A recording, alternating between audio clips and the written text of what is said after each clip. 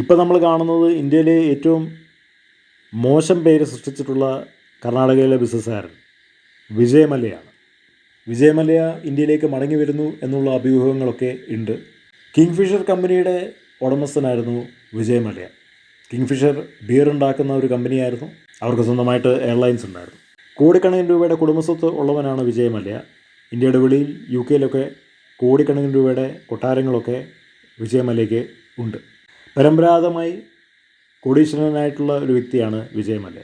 ഒരു സമയത്ത് വിജയ് മല്യയുടെ ജീവിതം രാജാവിനെക്കാട്ടും ഉയർച്ചയിലുള്ളത് ആയിരുന്നു ഇന്ത്യയിൽ.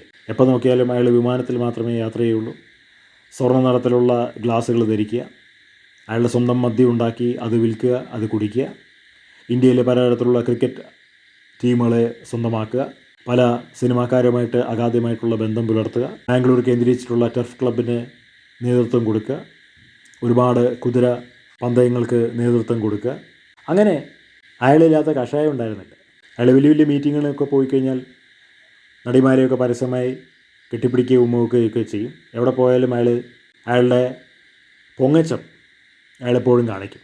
അയാൾ വലിയ ഏത്തയ്ക്ക പോലെ നീണ്ട സിഗരറ്റ് വലിച്ച് മദ്യപിച്ച് ഒക്കെ വലിയ കാര്യം അയാൾ പരസ്യമായി ഇതെല്ലാം ചെയ്യുമായിരുന്നു. അപ്പോൾ എന്നും ഇങ്ങനെ തന്നെ മുന്നോട്ട് പോകുമെന്ന് അയാൾ വിചാരിച്ചു. അയാൾ ഒരു എയർലൈൻസ് കമ്പനി തുടങ്ങി. അത് ആദ്യമേയൊക്കെ ലാഭകരമായിരുന്നു. പിന്നീട് അത് നഷ്ടപ്പെടാൻ തുടങ്ങി.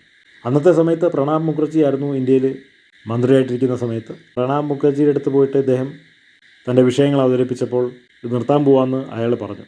അപ്പോൾ ആ എയർലൈൻസ് ഉടനെ നിർത്തിക്കഴിഞ്ഞ് ഒരുപാട് പേർക്ക് ജോലി നഷ്ടപ്പെടുമെന്നൊക്കെ പറഞ്ഞ് പ്രണാബ് മുഖർജി അയാളെ പിന്തിരിപ്പിച്ചു എന്നാണ് ഇയാൾ പറയുന്നത്. മാത്രമല്ല സ്റ്റേറ്റ് ബാങ്ക് ഓഫ് ഇന്ത്യയുടെ കയ്യിൽ നിന്ന് കോടിക്കണക്കിന് രൂപയുടെ ലോണൊക്കെ എടുത്തു തരാമെന്നൊക്കെ പറഞ്ഞ് ഇയാളെ സഹായിക്കാമെന്നൊക്കെ പറഞ്ഞു.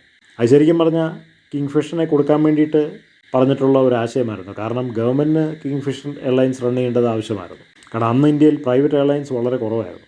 ഇയാളെ കടവെടുത്ത് മുണിഞ്ഞു മുണ്ടക്കോലായി ഷർട്ടും പാൻറ്റും അണ്ടർവെയറെല്ലാം കീറി ഇന്ത്യയിൽ പിടിച്ചു നിൽക്കാൻ പറ്റാത്ത നിലയിൽ അയാൾ ഇംഗ്ലണ്ടിൽ പോയി താമസിക്കുകയാണ്.